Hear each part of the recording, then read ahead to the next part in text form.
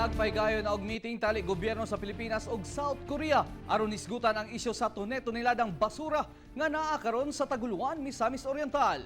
Sa nato kung unsang resulta sa live report ni Clyde Makaskas. Clyde. Pipila ka mga sugyot ang gituki pag-ayo sa mga concerned agencies kana aron mas mapadali nga masulbad ang mga problema niining basura nga nakasulod sa atong nasod.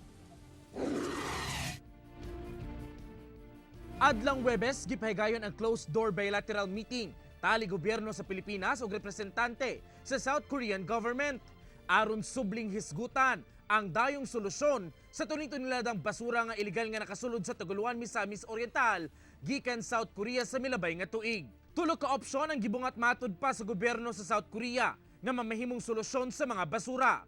Una, ang original nga plano nga pag-re-export sa mga basura pabalik South Korea.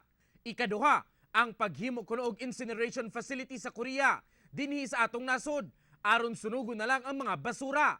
Samtang ang ikatulo mo ang paghimo og landfill facility dinhi kung asa itambak na lang ang mga basura ug ang gobyerno sa South Korea ang mubayad sa galastuhon. Sa tulo ka proposal, ang proposal na atong gibarugan o gihangyo na maoy masunod, mo'y nasabutan. Sa gipiling opsyon sa mga kadakuan sa Bureau of Customs, DNR ug mga opisyal sa Misamis Oriental Province, kinahanglan nga ang nasod Pilipinas ang mugasto sa pagrepack ug paghakot sa mga basura gikan sa Barangay Santa Ana, Tagoloan hangtod na sa pagdala niini sa port sa MCT. Ang gobyerno namatud pa sa South Korea ang muhatag og barko nga mokarga sa kapinkunkulang 250 ka container van sa basura. Kapinkunkulang 7.5 million pesos ang kinahanglanon sa Pilipinas aron ma-repack ug mabalhin sa MCT port ang mga basura. Samtang sobra 9.5 million pesos ang gastuhon sa South Korean government sa pag-re-export sa mga basura.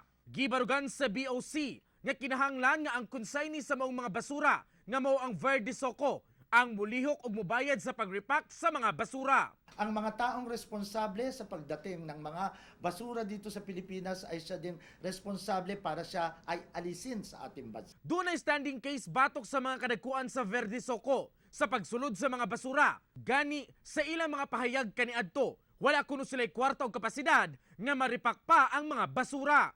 Sumala ni board member Sabal, mamahimong makunhuran ang gibugaton sa kaso nga ginatubang karon sa Verde Soco.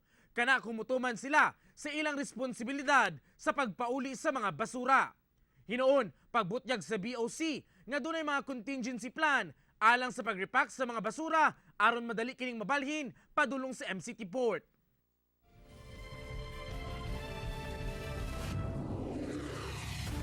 Gilauman nga bago mahuman ang bulan sa June, mapauli na ngadto sa South Korea ang tone-toneladang basura nga iligal nga nakasulod dinhi sa atong nasod. Real?